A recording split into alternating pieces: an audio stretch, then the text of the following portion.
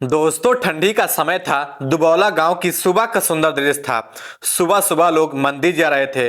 उसी गांव में एक घर के आंगन में 13 साल की कशिश अपने माता पिता से जिद कर रही थी और बोल रही थी कि मुझे साइकिल चाहिए। मेरी सारी सहेलियों के पास साइकिल है, बस मेरे पास क्यों नहीं है। कशिश के पिता रामलाल, जो एक साधारण किसान थे, खेती से थके हारे घर लौटे थे। उन्होंने गहरी सांस ली और कहा, बेटा, अभी हमारे पास पैसे नहीं हैं। हम तुम्हें कुछ दिन बाद साइकिल दिलवा देंगे। लेकिन कशिश जिद कर रही थी। उसकी मां शांति ने भी समझाया, बेटा, हम तुम्हें साइकिल कुछ दिन बाद दिलवा देंगे। अभी तेरे पापा बहुत परेशान हैं। लेकिन कशिश को कुछ नहीं सुनना था। उसकी मासूम आंखों में आंसू भर आए। वह रोने लगी, चीखने लगी। उसकी आवाज पूरे घर में गूंजने लगी। गुस्से में आकर उसके पिता रामलाल ने उसे डांट दिया, बस करो कशिश, इतनी छोटी बात पर रोना सही बात नहीं है। जाओ अपने कमरे में और पढ़ाई करो। कशिश आंगन में जोर जोर से रोने लगी तो रामलाल ने गुस्से में आकर उसे कमरे में बंद कर दिया। दरवाजे के पीछे से कशिश की रोने की आवाजें आ रही थी, पर कोई सुनने वाला नहीं था। कशिश बिस्तर पर सिर रखकर फूट फूट कर रोने लगी। उसे लग रहा था कि उसके माता पिता उसे प्यार नहीं करते हैं, उसकी परवाह भी नहीं करते हैं। धीरे धीरे रात होने लगी, लेकिन कशिश की आंखों में नींद नहीं थी। आंसू उसकी गालों पर सूख चुके थे, लेकिन दिल में एक अलग ही बेचैनी थी। वह उठी, खिड़की के पास गई। खिड़की थोड़ी खुली हुई थी। बाहर चांदनी रात थी। कशिश ने सोचा कि अगर मैं घर से चली जाऊं तो शायद माँ बाप को मेरे पर प्यार आ जाएगा और फिर वह बिना कुछ सोचे समझे साइकिल दिलवा देंगे। इतना सोचकर कशिश खिड़की से बाहर कूद गई और घर से कूद जाने के बाद ठंडी रात में नंगे पैर, आंसू भरी आंखों से कशिश गलियों में भटक रही थी। घर छोड़कर जाने का फैसला तो कर लिया था, लेकिन अब उसे समझ नहीं आ रहा था कि कहां जाए। इसलिए उसने सोचा कि वह अपनी दोस्त प्रीति के घर जाएगी। कशिश प्रीति के घर जाने लगती है। रास्ते में एक दो लोग दिख भी रहे थे, लेकिन कोई उस पर ध्यान नहीं दे रहा था। तभी एक कोने में बैठे साधु ने उसे देखा। कशिश को देखते ही वह मुस्कुराने लगा और उसकी आंखों में एक अजब सी चालाकी भरी हुई चमक आ रही थी। वह एक ढोंगी बाबा था। ढोंगी बाबा ने मीठी आवाज में पूछा, बेटी, इतनी रात को यहाँ अकेले क्या कर रही हो।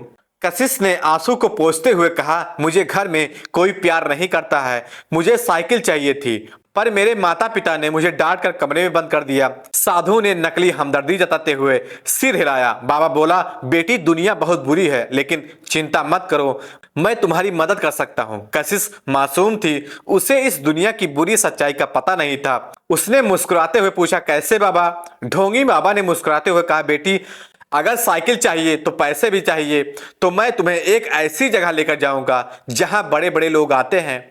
वह तुम्हें साइकिल के पैसे जरूर देंगे, जिससे तुम साइकिल खरीद पाओगी। कशिश के मन में साइकिल के लिए बहुत सपने थे, इसलिए वह खुशी खुशी बाबा के साथ चलने के लिए तैयार हो गई। ढोंगी बाबा ने कहा, चलो बेटी, हम अभी निकलते हैं। और फिर ढोंगी बाबा कशिश को महाकुंभ ले जाने के लिए निकल पड़ता है। ढोंगी बाबा बहुत खुश हो जाता है। वह सोचता है, आज तो मेरी लॉटरी ही लग गई है। खुद लड़की मेरे पास चलकर आ गई है। अब मैं इसे कुंभ में भीख मंगवाऊंगा और फिर बाद में इसे अच्छे दामों में बेच दूंगा।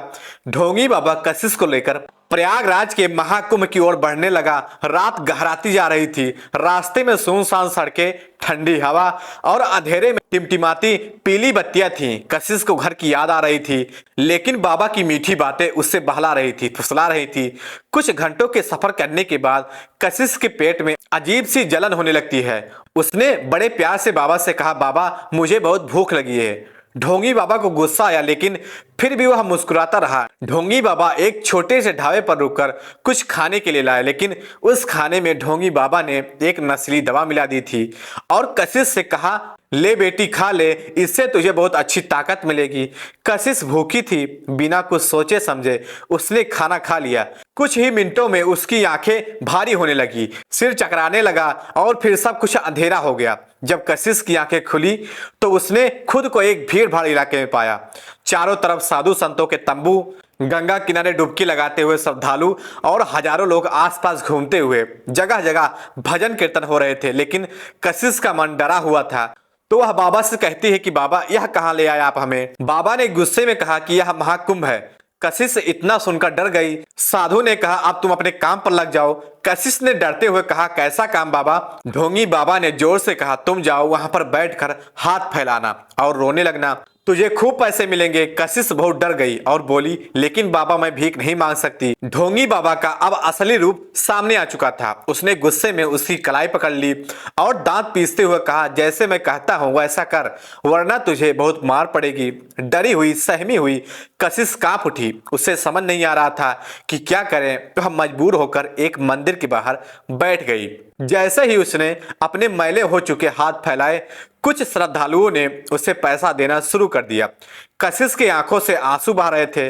वह जिस साइकिल के लिए घर से निकली थी, अब उसके बदले में उसे यहाँ पर मजबूरी में भीख मांगनी पड़ रही थी। 3 दिन बीत गए।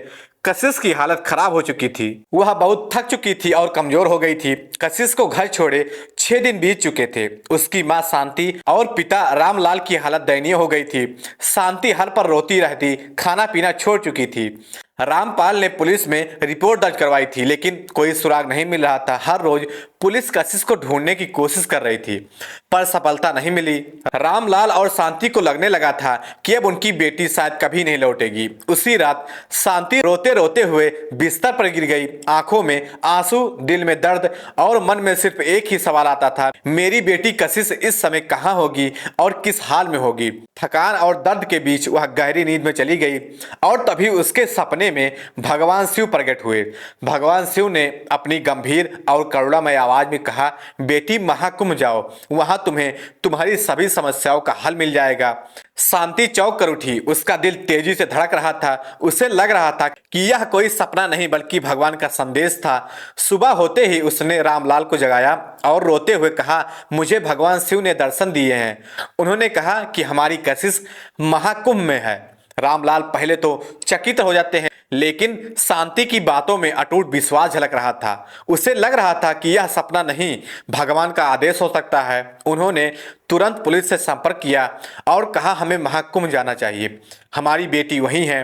पुलिस पहले तो हैरान हो गई, लेकिन महाकुंभ में कई बच्चे गुम हो जाते हैं, इसलिए वह भी तुरंत तैयार हो गए। रामलाल और शांति और पुलिस का एक दल महाकुंभ के लिए निकल पड़ा।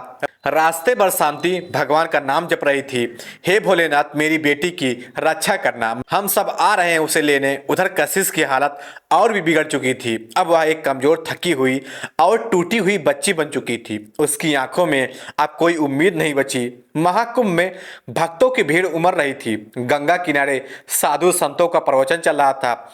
श्रद्धालु आस्था की डुबकी लगा रहे थे और कहीं भजन कीर्तन की मधुर आवाज गूंज रही थी। लेकिन इस विशाल मेले में कशिश के माता पिता की आंखें बस अपनी खोई हुई बेटी को खोज रही थी।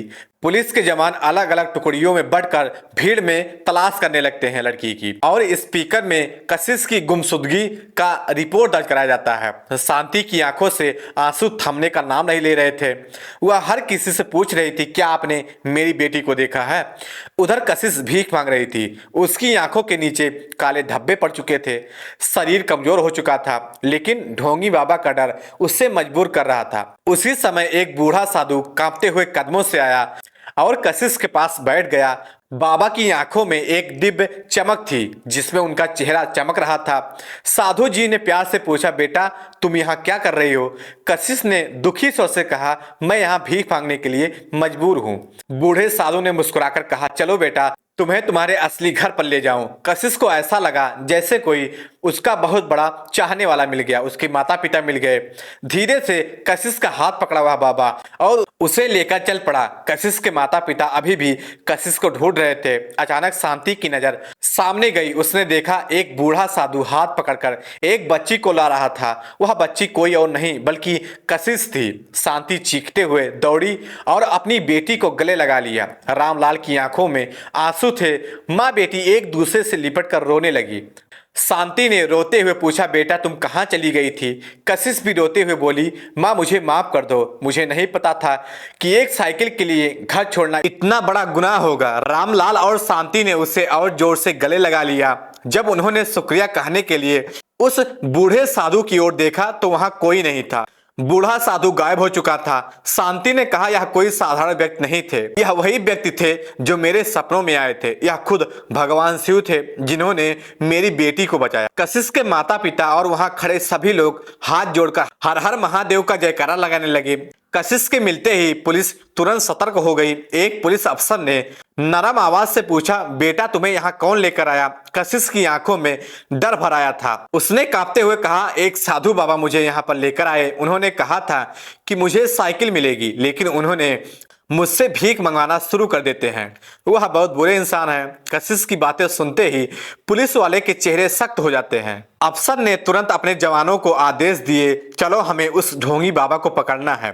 कशिश पुलिस को उस तंबू में लेकर गई जहां बाबा ने उसे रखा था। वहां पहुंचते ही पुलिस को और भी कई सारी मासूम बच्चियां दिखी जो डरी सहमी हुई थी। जैसे ही पुलिस अंदर घुसी, ढोंगी भागने लगा, लेकिन पुलिस ने उसे घेर लिया। एक पुलिस वाले ने गुस्से में कहा, अब कहां भागेगा? पाखंडी बाबा ने झूठी हंसी हंसते हुए कहा, अरे मैं तो सिर्फ इन बच्चियों की सेवा कर रहा था। लेकिन तभी एक पुलिस वाले ने कशिश से पूछा, क्या यही है वह आदमी? कशिश डरते हुए पीछे छिप गई, लेकिन फिर हिम्मत जुटाकर बोली, हाँ यही है वह बाबा जो मुझे यहाँ लेकर आए। इतना सुनते ही पुलिस ने ढोंगी बाबा को जोर से धक्का दिया और उससे हथकड़ी पहना दी। जब पुलिस ने तंबू की तलाशी ली तो उन्हें वहां भी और भी कई सारी बच्चियां मिली जो सब डरी हुई और सहमी हुई थी, कमजोर थी। अफसर ने आदेश दिया, इन सभी बच्चियों को उनके माता पिता से मिलवाओ, इस दरिंदे बाबा को जेल में डालो। पुलिस ढोंगी बाबा को लेकर चली गई और भीड़ में सभी लोग हर हर महादेव के नारे लगाने लगे। महाकुंभ में जब कशिश अपने माता पिता के साथ वापस लौटी तो उसकी आंखों में आंसू थे। उसने अपनी माँ का हाथ पकड़ा और कहा, माँ मैं बहुत बड़ी गलती कर बैठी। अगर मैंने जिद ना की होती तो यह सब नहीं होता। शांति ने कशिश को गले लगा लिया और बोली, बेटा गलती इंसान से ही होती है, लेकिन भगवान शिव ने हमें दोबारा मिलाकर यह सिखाया कि लालच और जिद से बचना चाहिए। कशिश को अपनी गलती का एहसास हो चुका था। वह समझ गई थी कि माँ बाप की बातें हमेशा सही होती हैं। भगवान शिव ने अपनी कृपा से कशिश को बचा लिया, ढोंगी बाबा का अंत किया और सभी को एक बहुत बड़ा सबक दिया। दोस्तों, इस कहानी से हमें यह संदेश मिलता है कि परिवार से बड़ा कोई धन नहीं और माता पिता की बातों से बड़ा कोई उपदेश नहीं होता है। तो दोस्तों, इस पूरी घटना को सुनाने का उद्देश्य किसी को परेशान करना नहीं था, किसी का दिल दुखा नहीं था, बल्कि आप लोगों को जागरूक करना था, आप लोगों को सचेत करना था। तो दोस्तों, कहानी कैसी लगी कमेंट बॉक्स में जरूर बताएं। अगर चैनल पर नए हैं तो चैनल को सब्सक्राइब करें, शेयर करें और ज़्यादा से ज़्यादा लाइक करें ताकि हमें मोटिवेशन मिलता रहे। तब तक के लिए जय हिंद, जय भारत।